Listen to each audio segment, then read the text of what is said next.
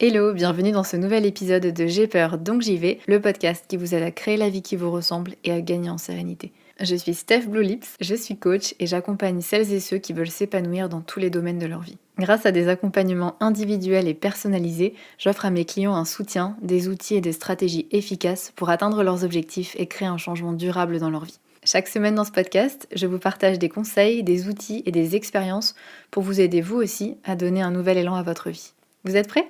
C'est parti! Hello, bienvenue dans ce nouvel épisode. Aujourd'hui, on va parler d'overthinking. Je vais essayer d'utiliser le mot en anglais le moins possible, mais malheureusement, il n'y a pas franchement de mots en français pour décrire ce phénomène de trop penser, de trop réfléchir, de cogiter, de ruminer, etc. Donc voilà, en tout cas, c'est de ça qu'on va parler aujourd'hui, du fait de penser de manière répétitive la même pensée ou de penser à une situation encore et encore. Et souvent, ce sont des pensées qui ne sont pas productives, souvent ce sont des choses qui sont plutôt négatives et qui nous génèrent de la préoccupation, du stress, de l'anxiété, de l'inquiétude, du doute, etc. Et pour commencer, je voudrais vous donner un exemple que j'ai entendu sur une chaîne YouTube américaine, je crois, et qui m'avait beaucoup marqué parce qu'il m'avait beaucoup parlé et je pense aussi qu'il va beaucoup vous parler, donc je vous propose de vous le partager maintenant. Imaginez que votre boss vous fait un mail en vous disant qu'il veut vous voir dans 2 jours, qu'il veut s'entretenir avec vous, mais il ne vous dit pas pourquoi.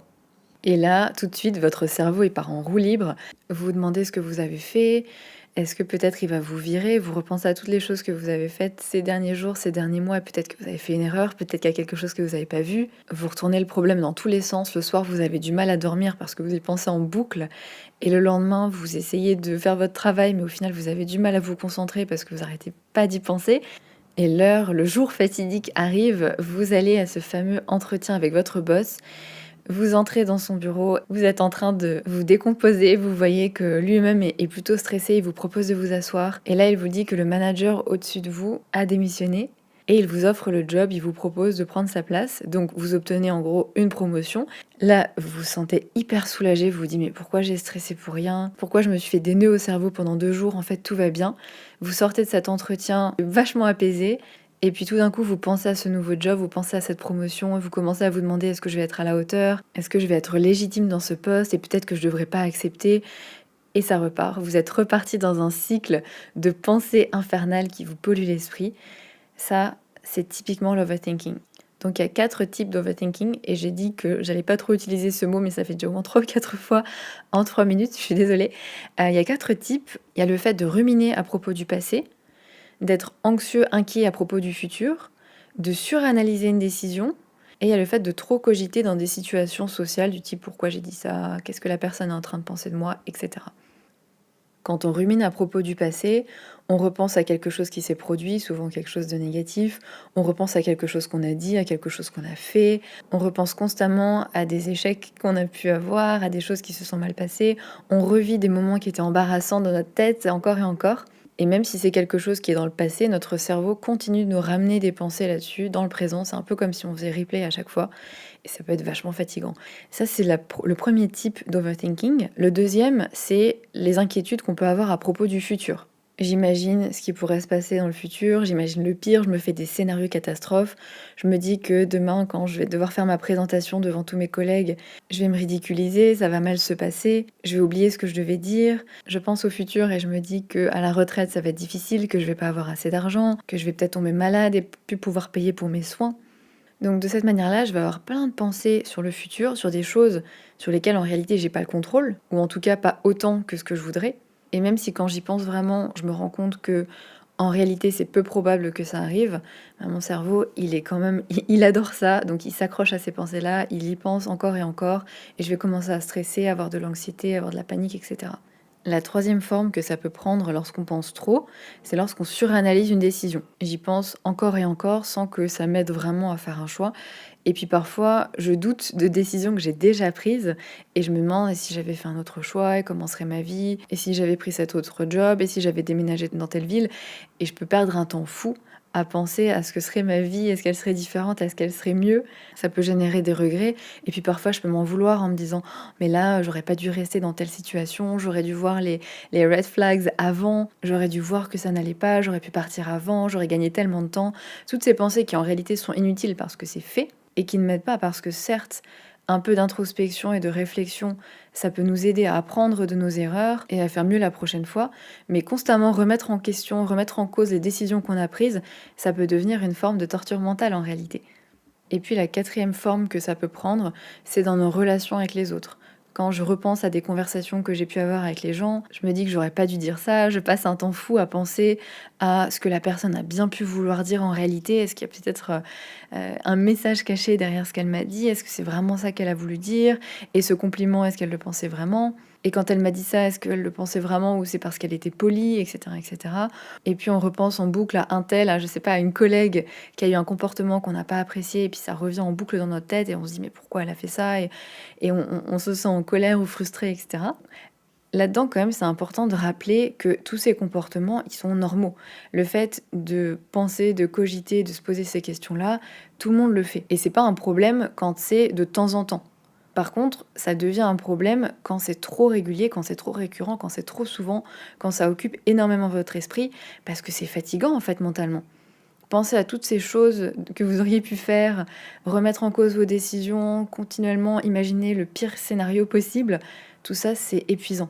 Ça peut avoir un impact sur votre sommeil. Moi, ça a été le cas pendant longtemps avant que je travaille vraiment sur ce sujet-là, parce que mon cerveau voulait pas se taire. En réalité, j'arrivais pas à l'éteindre. Ça peut vraiment avoir un impact sur notre sommeil.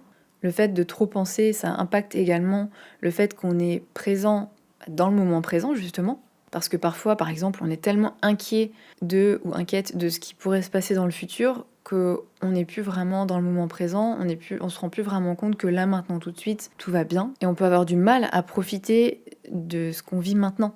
On se retrouve un petit peu distrait par nos propres pensées. Et puis, quand on a cette tendance à trop penser, on a en général du mal à prendre des décisions. On pourrait avoir tendance à penser que le plus on va penser à quelque chose, le plus fort et le plus longtemps on va penser à la décision que l'on doit prendre, ça va optimiser notre prise de décision et on va faire en sorte que c'est la bonne décision. En réalité, c'est pas le cas. Le fait de suranalyser, ça devient vraiment un obstacle qui fait que c'est encore plus difficile de prendre une décision parce qu'on n'est pas dans des pensées productives. En fait, on repense constamment aux mêmes choses. Il n'y a rien de nouveau qui émerge, ça tourne un peu en boucle dans notre tête, on se fait juste des nœuds au cerveau plutôt que démêler justement le nœud dans notre cerveau. Et plus on y pense, et plus c'est confus, et plus on est inquiet, et plus on pense à tout ce qui pourrait mal se passer, et plus notre jugement est obscurci en fait par toutes ces pensées-là, et ça devient de plus en plus difficile d'y voir clair. Et d'ailleurs, sur ce point, je vais le dire maintenant parce que c'est super important, mais trop penser à quelque chose, c'est pas la même chose que rechercher des solutions de manière saine. Le fameux problem solving. C'est pas du tout la même chose. Quand on est en mode recherche de solutions, résolution de problèmes, on va penser à une situation qui est difficile quand c'est nécessaire. On va rechercher activement des solutions, des stratégies pour dépasser ça, alors que la rumination, c'est s'attarder sur un problème, y penser encore et encore, l'analyser, mais sans vraiment en tirer des solutions concrètes, sans vraiment avoir un plan d'action pour dépasser tout ça, et sans qu'on ait le sentiment à la fin d'avoir résolu le problème, ou en tout cas d'avoir une idée de comment résoudre le problème. Je vous donne un exemple et ça me vient en tête parce que en ce moment c'est l'été en Australie et comme l'année dernière on a un été, je pense en tout cas, pluvieux qui s'annonce et l'année dernière, j'en avais parlé un petit peu dans un des épisodes, on a eu des inondations assez graves qui ont ravagé certaines parties de la ville et qui ont failli ravager aussi notre appartement, mais on a eu de la chance parce qu'on est sur une toute petite pente qui nous a sauvés à quelques centimètres près. Et il y a quelques jours, je me disais, punaise, cette année encore, on va avoir une saison des pluies horribles. J'espère qu'on va pas de nouveau être inondé, ça va être horrible. Et franchement, c'est pas de chance, ça va gâcher notre été, etc. Donc, toutes des pensées qui ont émergé. Et quand je me suis rendu compte de ça, je me suis dit, mais en fait, toutes ces pensées-là, elles servent à rien. Ça m'aide absolument pas à avancer. À part m'inquiéter et me sentir mal, ça ne m'avance à rien. Et si je remplace ça, qui est donc de l'overthinking, par de la recherche de solutions, ce que j'ai essayé de faire ensuite, j'ai commencé à me dire, ok, peut-être que ça va arriver cette année, comment je peux faire pour anticiper, parce que clairement, l'année dernière, on n'avait rien anticipé du tout. Qu'est-ce que je peux préparer? Qu'est-ce que je peux acheter en avance? Est-ce que je peux acheter des sacs de sable? Est-ce que je peux préparer une petite réserve de nourriture si on a encore des pénuries dans les supermarchés et qu'on est coincé à la maison pendant des jours, etc., etc. Donc là, je suis en mode, je suis en train de me faire le pire scénario, un scénario catastrophe, mais peut-être que ça va arriver, donc je me mets en recherche active de solutions. Et là, c'est vraiment la différence entre overthinking est quelque chose qui soit utile et qui nous aide. Mais ça, on y reviendra ensuite. Mais je voulais quand même le préciser maintenant, parce que parfois, on peut avoir cette croyance que si on pense beaucoup à quelque chose, ça va nous aider à avancer, que c'est utile.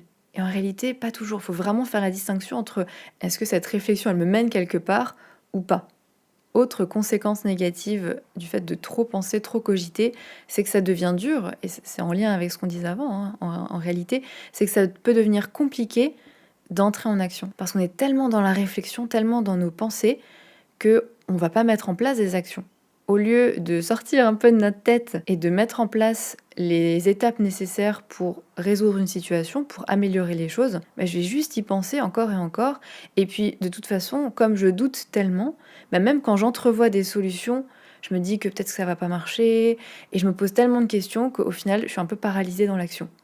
Et puis comme je doute, et ça c'est quelque chose que je vois souvent chez mes clientes, comme je doute, ça me donne une excuse pour pas entrer en action parce que je suis pas sûre, donc c'est peut-être qu'il y a un risque. Alors qu'en fait, je peux juste douter de manière automatique parce que je fonctionne comme ça depuis longtemps et j'ai cette mauvaise habitude.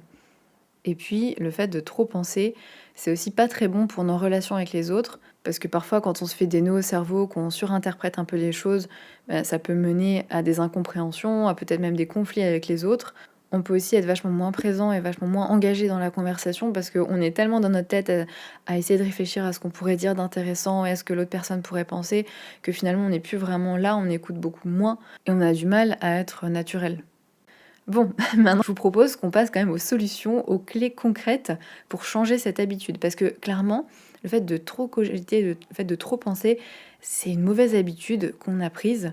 Et comme toute habitude, pour la changer, ça demande de la pratique, ça demande de répéter. Ça va pas se changer en un jour. Mais ici, je vous propose pas de la magie. Ce sont des clés qui s'appuient sur des thérapies, qui s'appuient sur des techniques dont l'efficacité a été vérifiée avec des études scientifiques. C'est ce que j'essaye de faire pour à peu près tout ce que je vous propose ici et puis aussi et bien évidemment auprès des personnes que j'accompagne. Et donc sur ce, passons aux 7 clés pour canaliser vos pensées. La première clé, c'est de remarquer que vous êtes en train de trop penser, que vous êtes en train de vous faire des nœuds au cerveau. Et c'est pas toujours facile, c'est pas toujours évident, parce que ça peut être une habitude qui est tellement ancrée qu'on se rend même plus compte, qu'on prend même plus conscience réellement de ce qu'on est en train de penser. Donc je vous invite à prêter attention à vos pensées et à identifier quand vous êtes en train de trop penser pour interrompre ce cycle infernal justement. Et ce qui peut aider, c'est de passer par vos émotions. Quand vous commencez à vous sentir anxieux ou inquiet ou voilà, peut-être que vous avez aussi des réactions physiologiques, que vous commencez à avoir les mains moites, que sais-je. Quand vous remarquez ces émotions, ces sensations, essayez de jeter un coup d'œil à vos pensées et de voir ce qui se passe là-haut. Et vous pouvez le nommer. Vous pouvez simplement vous dire, tiens, je suis en train de trop penser. Le fait de remarquer ça, et c'est pas toujours simple, c'est la base, c'est le ticket d'entrée pour ensuite pouvoir appliquer les autres stratégies que je vais vous proposer. Et ce qui peut être utile aussi pour repérer ces moments où vous êtes trop dans votre tête, c'est de connaître quel type de situation a tendance à déclencher chez vous ces cycles de pensée-là. Est-ce que peut-être c'est pendant votre pause du midi, peut-être que c'est avant d'aller au lit le soir, ou quand vous êtes dans votre lit justement. Peut-être que c'est à certains endroits, quand vous êtes seul par exemple, vous commencez à avoir toutes ces pensées qui tournent en boucle. Peut-être que c'est quand vous êtes au travail. Essayez de repérer quels sont les moments, quelles sont les situations, quels sont les endroits où vous avez cette tendance à trop cogiter. Et ça va vous permettre d'anticiper et de vous préparer à repérer justement ces mécanismes de pensée et à regarder en fait simplement est-ce que vous n'êtes pas en train de trop penser. Et donc ensuite de le nommer, de me dire voilà, je suis en train de trop penser. Rien que le fait de le dire parfois, et vous pouvez même le dire à voix haute, mais rien que le fait de le remarquer, ça peut aider à faire pause. Ça peut aider déjà à briser ce cycle de rumination ou d'inquiétude. Deuxième clé, deuxième stratégie pour canaliser vos pensées, c'est de leur poser des limites, de poser des limites à votre cerveau. Et ça peut passer par le fait de délayer, de repousser le moment où vous allez vous inquiéter, où vous allez ruminer, ou bien carrément de planifier un moment pour ruminer ou pour vous inquiéter. C'est une stratégie que j'utilise énormément et ça fonctionne super bien, où je me dis simplement, là c'est pas le moment en fait. Ça sert à rien de commencer à angoisser maintenant, ou je sais pas, l'interview que j'ai à réaliser, c'est dans une semaine, je vais la préparer en avance, ça c'est quelque chose que je peux faire, et puis je m'inquiéterai 1 heure avant. Je vais me poser et puis commencer à pouvoir stresser et puis travailler aussi à calmer justement ce stress à ce moment-là. Mais là, pour le moment, le fait de m'inquiéter, ça ne sert à rien. Je vais faire au mieux pour préparer et le reste, on verra après. Un autre exemple qui m'est arrivé cet été, où je me suis rendu compte que, en fait, c'est naturel. C'est ça aussi qui est important de réaliser, c'est que c'est naturel. Après, vous n'êtes pas obligé d'engager dans ces pensées-là, vous n'êtes pas obligé de les écouter, mais on en parlera ensuite. Par exemple, cet été, il y avait... voilà, on en parlait partout de tous les avions annulés, de ça va être compliqué dans les aéroports. Et avec mon partenaire, on avait prévu de rentrer en Europe, de rentrer en France et de voyager un petit peu entre France et Espagne. Et donc quand j'ai entendu toutes ces informations-là, ça a commencé à m'inquiéter, ça a commencé à me stresser. J'ai commencé à me dire, mais oh là là, et si mon avion est annulé? Et comment on va faire? On a réservé des Airbnb pour tout le mois. Notre itinéraire, il est déjà fait. Notre planning, il est assez serré. Si on rate un avion, on va être en galère. Puis ça va coûter hyper cher de reprendre un billet. Puis sans doute que tout va être plein. Et à un moment, je me dis, mais stop, stop. Là, c'est juste pas le moment. Ça ne sert strictement à rien de penser à tout ça. Il n'y a pas grand-chose que tu puisses anticiper à part acheter tous tes billets d'avion en double, ce qui est ridicule et ce que tu ne veux pas faire. Donc, j'attends. Je vais attendre de recevoir un mail de la compagnie. Et si c'est le cas, bah, je me mettrai en action, je me mettrai en marche pour faire en sorte de trouver des solutions. Mais là, concrètement, toutes ces ruminations, enfin toutes ces inquiétudes, ça sert à rien. Donc, je reporte ça à plus tard quand ce sera le bon moment. Parce que là, c'est inutile, je n'ai pas le contrôle là-dessus. Et ça m'a énormément soulagée. Et ça, le fait de soit planifier le moment où je m'inquiéterai ou de reporter, ça m'aide énormément parce que dans ce cas-là, clairement, il ne s'est absolument rien passé. On a eu des petits décalages dans nos horaires de vol, mais en dehors de ça, tout s'est très bien passé, tout s'est très bien déroulé et j'aurais pu en fait m'inquiéter et me faire un sang d'encre et y penser régulièrement pendant tout le mois avant, que ça n'aurait strictement rien changé. Par contre, ça m'aurait fait traverser des émotions hyper inconfortables pour rien pendant un mois avant. Donc c'est important de mettre des limites à notre cerveau, de lui montrer qu'il y a un temps pour s'inquiéter et puis il y a un temps pour ne pas s'inquiéter. Et puis ce qui peut aider, c'est de mettre tout ça par écrit, de lâcher tout ça sur le papier, de mettre toutes vos inquiétudes, toutes vos pensées, tout ce qui vous inquiète, tout ce qui revient sans cesse, pour prendre aussi un petit peu de recul par rapport à ça. Ça nous permet de voir que peut-être qu'en fait on est en train de surréagir. Et du coup, j'ai un peu spoilé ma troisième clé, ma troisième stratégie, qui est d'extérioriser. Alors ça peut être effectivement par écrit, de mettre toutes vos pensées sur le papier pour pouvoir prendre un petit peu de recul. Et puis ça permet aussi de ralentir un petit peu le flow, parce que quand ça tourne dans notre tête en boucle, ça va super vite, on pense à toute vitesse. Et le fait d'écrire, de mettre ça sur le papier, ou même de le dire à voix haute en réalité, ça permet de ralentir un peu le flot de pensée, parce que vous pouvez pas parler sans doute, ou écrire aussi rapidement. Écrire, c'est encore pire. Vous pouvez pas écrire aussi rapidement que vos pensées qui fusent dans votre tête, donc ça vous permet de ralentir et puis de structurer un petit peu ce flot de pensée. Une autre stratégie pour extérioriser, c'est d'en parler à quelqu'un pour avoir un petit peu de perspective par rapport à ce que vous ressentez, par rapport à ce que vous pensez. Souvent, ça aide justement à ce que l'autre personne vous dit, bah là, peut-être qu'en fait, tu suranalyses, peut-être qu'il a pensé ça ou qu'elle a pensé ça, mais en réalité, t'en sais rien. Ça peut vous aider à gagner un petit peu de clarté, à avoir un autre point de vue. Attention cependant à ce qu'on pourrait appeler la co-rumination. C'est quand vous ruminez à deux ou à plusieurs et que voilà, je trouve que c'est typiquement quelque chose qui se passe au bureau, parfois en famille aussi, mais où on va se plaindre d'un truc, on va reparler des mêmes problèmes encore et encore, on va avoir les mêmes conversations encore et encore, on va spéculer à propos de pourquoi la manager fait ça, est-ce qu'elle a dit, est-ce qu'il va se passer, notre boss, et ci et ça, et on va se focus sur des choses négatives, sur des émotions négatives qui peuvent en réalité déjà ne mener à rien, et puis exacerber le problème. Donc faites attention à qui vous en parlez, et comment. Quatrième clé, c'est d'arrêter de vous battre avec vos pensées. Arrêtez d'essayer de contrôler vos pensées, de vous dire que vous pensez trop, que vous devriez arrêter d'autant penser et d'essayer parce que c'est pas possible. À part vous générer de la frustration et de l'énervement contre vous-même, ça fonctionne pas. On peut pas arrêter de penser. Notre cerveau, c'est une machine à générer des pensées. Il en génère des milliers et des milliers par jour. Par contre, vous n'êtes pas obligé de croire et d'écouter tout ce qu'elle dit. C'est pas parce que vous avez une pensée de manière récurrente, c'est pas parce qu'elle est super bruyante, c'est pas parce que elle est effrayante que c'est vrai, qu'il faut l'écouter et que ça vous aide. Vous n'êtes pas vos pensées, vous êtes la personne qui a ces pensées-là, mais elle n'est pas vous. En tant qu'être humain, on est capable de se placer en observateur et se séparer un peu de nos pensées et de les regarder. On est capable de se voir penser. Et donc, à partir de là, on est aussi capable de potentiellement choisir quelles pensées on garde et quelles pensées on laisse passer. C'est un peu comme si vous étiez à une station de train et que vos pensées, c'était des trains. Et que c'était une station de train ou de métro qui est super fréquentée, qu'il y a des départs de train tout le temps dans toutes les directions. Et donc, chaque train représente une pensée ou un ensemble de pensées à propos de la situation.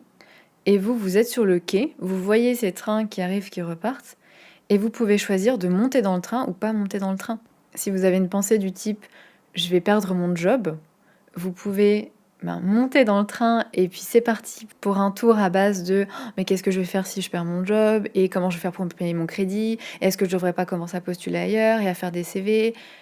etc., etc. Et donc l'angoisse monte et vous êtes parti loin à partir de cette pensée-là, parce que vous êtes monté dans ce train de pensée-là. Mais vous pouvez aussi rester sur le quai, regarder ce train qui arrive, qui repart, parce que les pensées, c'est ça en réalité. Elles viennent, elles repartent. On n'a pas de contrôle là-dessus, pour celles en tout cas qui sont automatiques. Par contre, on a le contrôle sur est-ce que je monte dans le train et est-ce que je commence à dérouler cette pensée et avoir plein d'autres pensées à ce propos-là. Ou est-ce que simplement, je regarde, je me dis, ah tiens, j'ai cette pensée-là, c'est intéressant que mon cerveau pense à ça, mais je la laisse passer, je laisse le train passer et je reste concentrée sur ce que je suis en train de faire, sur la conversation que j'ai, sur le travail que je suis en train de faire, sur mon moment de détente, etc. Le problème, c'est pas vos pensées. Tout le monde a ce type de pensée et c'est tout à fait normal. Le problème et ce qui peut vous causer du tort, c'est de constamment sauter, monter dans chacun de ces trains, écouter cette pensée et partir pour un tour d'inquiétude, de rumination. Et puis chaque nouvelle pensée, ça ajoute un wagon en train qui devient de plus en plus long, de plus en plus lourd. Donc arrêtez d'essayer de ne plus penser, simplement prenez conscience quand vous avez une pensée. Prenez conscience aussi que le fait qu'une pensée apparaisse, c'est pas sous votre contrôle, que vous n'avez pas le contrôle là-dessus malgré tout ce qu'on peut essayer de nous faire croire. Voilà, certaines personnes, certains gourous du développement personnel essayent de nous faire croire. C'est faux. C'est scientifiquement faux. Par contre, vous avez le contrôle sur le fait d'écouter cette pensée et puis d'en dérouler le fil et puis d'avoir d'autres pensées à ce propos et de rentrer dans un cycle, de monter dans le train en fait. Ça, vous avez le contrôle. Donc le vrai travail, c'est d'apprendre à laisser passer nos pensées, à les laisser nous traverser. Et c'est d'ailleurs le travail que je fais dans mes accompagnements. Et ça change tout en réalité.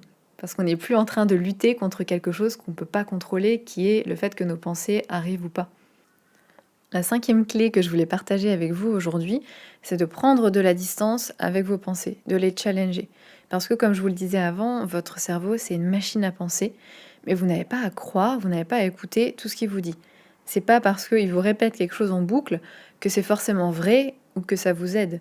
C'est important de vous rappeler que vos pensées, ce sont pas des faits, que c'est pas forcément réaliste et surtout que c'est pas forcément aidant.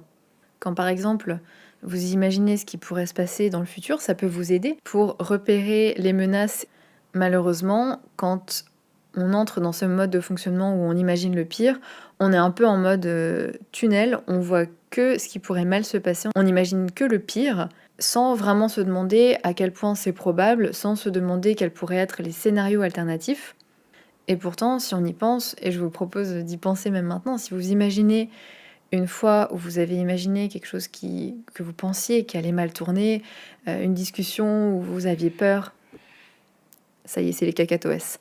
Une discussion où vous aviez peur de ce que la personne allait dire, où vous pensiez que peut-être, je sais pas, vous vouliez dire quelque chose à quelqu'un et vous aviez peur de sa réaction, vous imaginiez qu'elle allait mal réagir et puis en fait, ça s'est bien passé. Je suis sûre qu'on pourrait penser à plein de moments où on a imaginé des scénarios catastrophes et où ça s'est pas produit, ou en tout cas pas aussi pire que ce qu'on imaginait. Donc je vous invite vraiment à prendre ça en considération, à prendre en compte qu'on a des distorsions cognitives qui font que notre cerveau va chercher les pires scénarios, va imaginer le pire et va pas forcément voir les autres options, et à justement essayer vous-même de regarder les choses de manière objective, de regarder les preuves et puis à considérer les potentiels scénarios alternatifs. Ça peut être vraiment difficile à faire, c'est dur d'imaginer d'autres choses et c'est pour ça qu'il faut faire cet effort conscient de réfléchir à qu'est-ce qui pourrait se passer d'autre, quels sont les autres scénarios possibles. Peut-être qu'en fait, je vais réussir. Peut-être que si je demande une promotion, elle va être acceptée. Peut-être que si je dis ce que je pense à cette personne, bah, elle va le comprendre. Ou en tout cas, on va pouvoir avoir une discussion et puis remettre les choses à plat et puis ça va bénéficier à la relation. Comme je vous le disais, c'est pas toujours évident et ça peut aider aussi d'en parler à quelqu'un d'autre pour justement gagner un petit peu de perspective par rapport à ça. Une autre question que je vous invite à vous poser pour prendre un petit peu de distance avec vos pensées, c'est de vous demander, est-ce qu'elles vous aident? Ces pensées-là, est-ce que ça vous rend service? Par exemple, si vous êtes dans une situation sociale, vous êtes avec des personnes et vous voulez être à l'aise, mais vous avez hyper peur d'être jugé, et donc du coup, vous arrêtez pas de vous demander si ce que vous dites c'est intéressant, si vous parlez pas trop, si la personne n'est pas en train de se dire que vous êtes pas intéressant, ou que peut-être elle a pas envie d'être là. En fait, quand vous êtes en train d'avoir toutes ces pensées-là, est-ce que ça vous aide à être à l'aise et à faire en sorte que la conversation se passe bien? Ben non. Au contraire, vous êtes plutôt gêné parce que vous avez toutes ces pensées qui vous polluent. Vous êtes gêné, vous êtes peut-être plus distant, vous participez peut-être moins à la conversation. Et donc, toutes ces pensées-là, elles ont un peu l'effet inverse de ce que vous voulez obtenir. Donc, dans ces moments-là, c'est super important de vous rendre compte que toutes ces pensées, toute cette cogitation, elle n'est pas forcément utile, et vous reconcentrer sur ce que vous êtes en train de vivre, sur les personnes avec lesquelles vous êtes en train d'échanger, sur la conversation, sur ce qui se passe autour de vous et pas seulement dans votre tête. La 6e stratégie que je vous propose aujourd'hui, c'est maintenant de tourner vos pensées vers quelque chose qui soit utile, vers quelque chose qui soit concret. Donc, il y a 2 choses qui me viennent en tête. C'est d'une part, vous reconcentrer sur le ici et maintenant, sur le moment présent. Et d'autre part, rechercher des solutions, plutôt qu'être à vous faire des nœuds au cerveau sans qu'il y ait vraiment rien de concret qui émerge. Donc, de vous reconnecter au moment présent, c'est comme je vous le disais un petit peu avant, en réalité, tournez votre attention vers les personnes avec qui vous êtes, vers l'activité que vous êtes en train de faire. Et vous pouvez commencer par des toutes petites choses. Moi, je me suis rendu compte que j'avais tendance vraiment à trop penser pendant que je mange. Et du coup, je suis complètement ailleurs et je profite pas vraiment de mon repas. Je suis plus là en fait. Donc, ça peut être de commencer par des choses comme ça où vous êtes vraiment présent dans vos sensations, dans ce qu'il y a autour de vous et vous engagez vraiment avec votre environnement. Et pour ça, ça demande évidemment de prendre conscience que vous êtes perdu dans vos pensées et de reprendre contact avec ce qui est autour de vous. De reprendre contact avec tout ce que vous voyez, avec ce que vous sentez, avec ce que vous entendez, avec peut-être votre respiration, avec ce qui est tangible, avec ce qui est concret. Alors certes, vos pensées, elles existent, mais en réalité, ce sont juste des informations dans votre tête. Donc essayez de reconnecter à ce qui est ici, à ce qui est maintenant, et à vraiment pratiquer, parce que plus vous pratiquez, plus ça devient facile. Et la deuxième chose par rapport à ça, c'est de vous mettre en mode résolution de problème. Parce que souvent, on est en mode pourquoi? Pourquoi je pense trop? Pourquoi je manque de confiance en moi? Pourquoi c'est plus simple pour les autres que pour moi? Pourquoi toutes mes relations échouent? Pourquoi moi, je suis gênée? Pourquoi je suis autant stressée alors que pour les autres, ça a l'air facile? On se pose plein de questions, mais on se concentre sur des problèmes qui sont grands et surtout très vagues. Et en général, ça mène seulement à de la rumination, parce que c'est pas assez spécifique, et donc il n'y a pas forcément de réponse. Donc essayez de vous poser vraiment la question de manière spécifique, et vous mettre en recherche de solutions. D'essayer d'avoir des pensées, et de concentrer vos pensées vers quelque chose qui soit utile pour prendre une décision, pour planifier, pour mettre en place des actions, plutôt que d'avoir des pensées qui mènent vers plus et plus et plus de rumination. Posez-vous des questions qui soient spécifiques et auxquelles vous pouvez vraiment répondre. Imaginons que vous avez fait une erreur par exemple au travail, que vous avez fait une erreur sur un dossier, plutôt que vous demander pourquoi vous êtes aussi nul et est-ce que vous allez réussir votre vie, demandez-vous qu'est-ce qui a mené à cette erreur et qu'est-ce que vous pouvez améliorer pour la prochaine fois, qu'est-ce que vous pouvez faire mieux la prochaine fois, peut-être aussi comment vous pouvez réparer cette erreur. Donc être vraiment dans une recherche de solutions plutôt que dans des questionnements qui sont un peu stériles finalement. Et ça paraît logique ce que je suis en train de vous dire, mais j'ai remarqué que souvent on n'est pas forcément dans ce mood-là. On a tendance à avoir des pensées un petit peu abstraites et qui mènent nulle part. Donc faites vraiment attention à diriger vos pensées vers des choses qui soient utiles. Et pareil, si vous avez des pensées sur des choses sur lesquelles vous n'avez pas le contrôle, il faut simplement apprendre à lâcher prise. Et je vous renvoie à l'épisode 33 du podcast qui s'intitule « Arrêter de tout vouloir contrôler et lâcher prise », qui je pense pourra vous aider. Parce que clairement, Si c'est fait, ça sert à rien de se faire des nœuds au cerveau. Et pourtant, parfois, notre cerveau continue de ruminer sur des choses qui se sont passées, qu'on a dites, alors qu'on aura beau y penser, ça changera rien. Tout ce qu'on peut faire, c'est diriger notre énergie vers, et nos pensées, vers quelque chose qui soit plus utile et qui nous aide pour la suite.